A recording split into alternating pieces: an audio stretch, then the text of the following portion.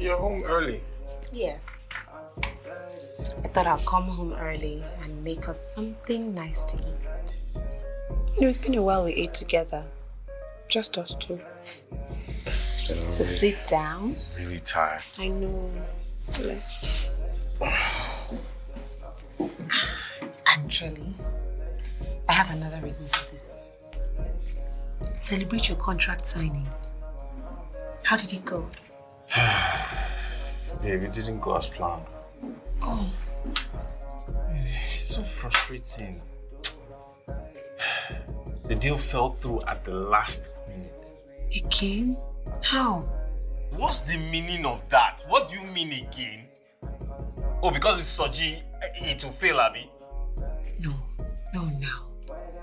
No, I know I've been skeptical, but not in this way. And I know you've been working very hard, and things have not been going well. But it's okay. Don't despair. Let's just forge ahead. Huh? So what's your next move? My next move? Can't you just let me breathe? Okay, babe. Just calm down. Just relax. Actually, never mind that. We'll talk about all of that later. When you come back to our bedroom tonight. Look, babe. I know, we've had some time apart and it's done us some good, but I think it's time to come back to our bedroom. I miss you. And I know I'm sorry that I made you so upset that you had to move out. But I want you to come back.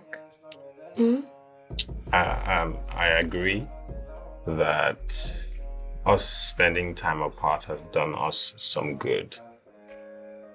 It has given me some time to think and, to just get myself together.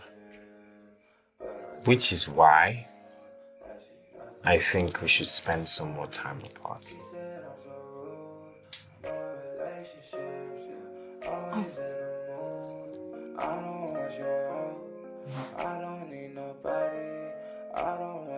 I'm going to go inside and freshen up.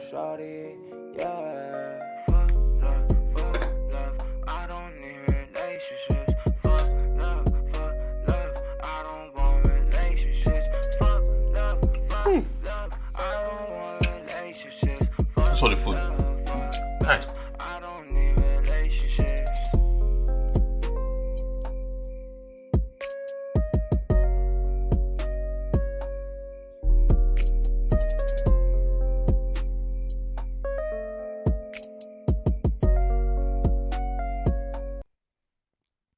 Part 1. The nature of abusive thinking. Chapter 1. The mystery. One of the best things about this book is how he uses the real-life examples of women he's come into contact with and the things they've said to him. Here are some things women have said to him. He's two different people. I feel like I'm living with Dr. Jekyll and Mr. Hyde. He really doesn't mean to hurt me. He just loses control. Everyone else thinks he's great. I don't know what it is about me that sets him off. He's fine when he's sober, but when he's drunk, watch out. I feel like he's never happy with anything I do. He's scared me a few times, but he never touches the children. He's a great father. He calls me disgusting names, and then an hour later, he wants sex. I don't get it. He messes up my mind sometimes. The thing is, he really understands me. Why does he do that? Here are some key themes that kept coming up over and over in their client stories. 1. His version of abuse is different from hers. Bancroft tells the story of a guy, Dale, who said his relationship entered rocky terrain about a year ago. According to the abuser, his 11-year marriage to his wife Eleanor was good until she met this woman who was so jealous of his wife that she set out to wreck it. According to Eleanor, though, Dale had become abusive a few months after the marriage. He shoved and slapped her and broke things, the usual. Then she met with this new friend, and the friend told her that what Dale was doing was abuse, and she had done nothing to deserve it. So she started standing up to Dale, which only pissed him off. According to Dale's account, they were still together, but when Bancroft spoke to Eleanor, she said they were separated. Bancroft talks about how they always make sure to get the woman's side of the story, and it always is undoubtedly different from what the guy is saying. 2, he gets insanely jealous, but in other ways, he seems entirely rational. Bancroft tells the story of a young client, Marshall, who was meeting his wife at the lobby of the building where she worked.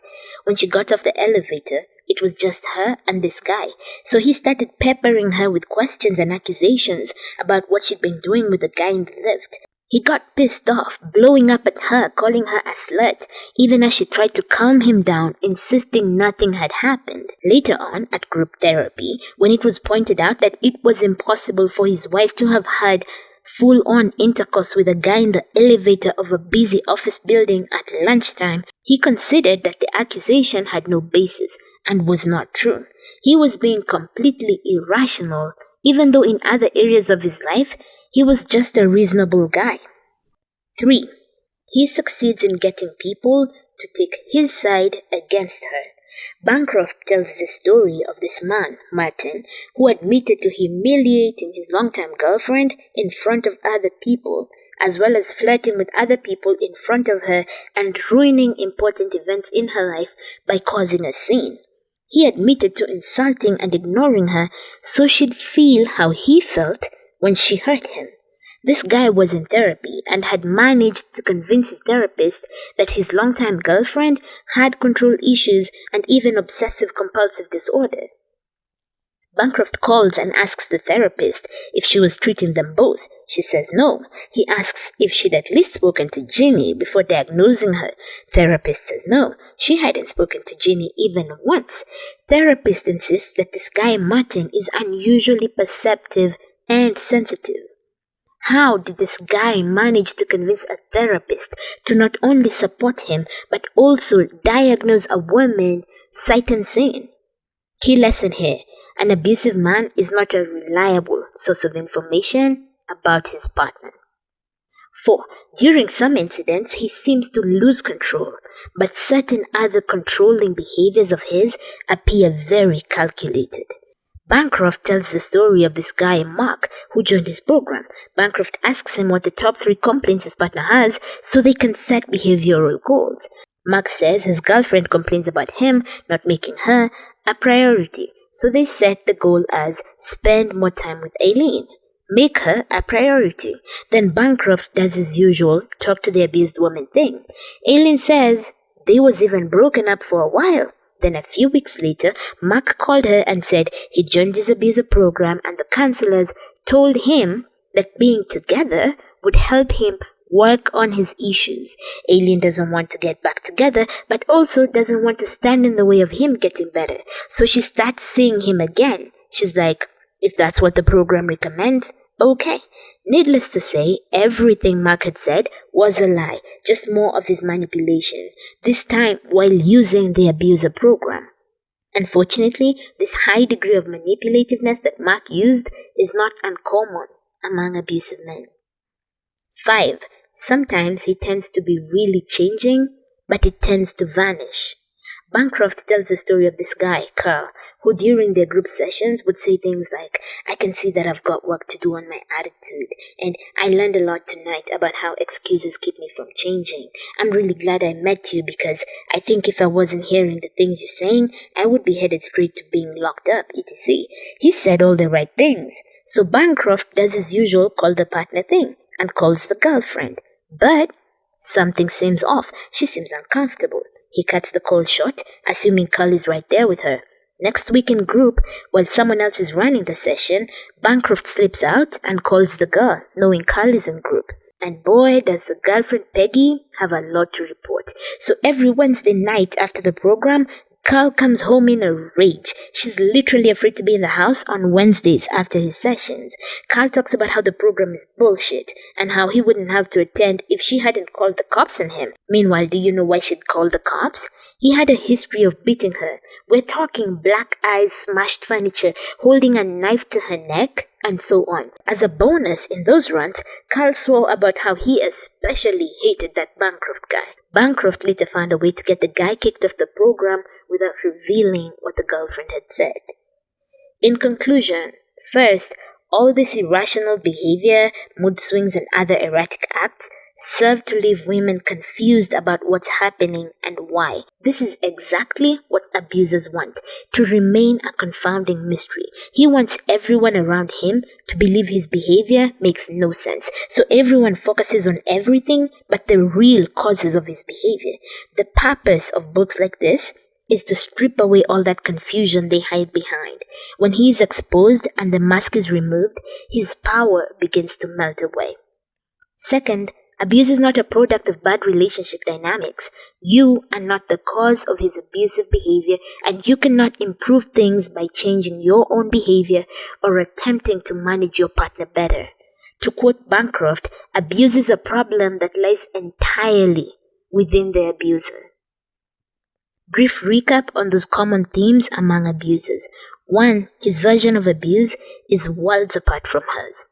2. He gets insanely jealous, but in other ways, he seems entirely rational. 3. He succeeds in getting people to take his side against hers. 4. During some incidents, he seems to lose control, but certain other controlling behaviors appear very calculated. And 5. Sometimes he seems to be really changing, but it tends to vanish.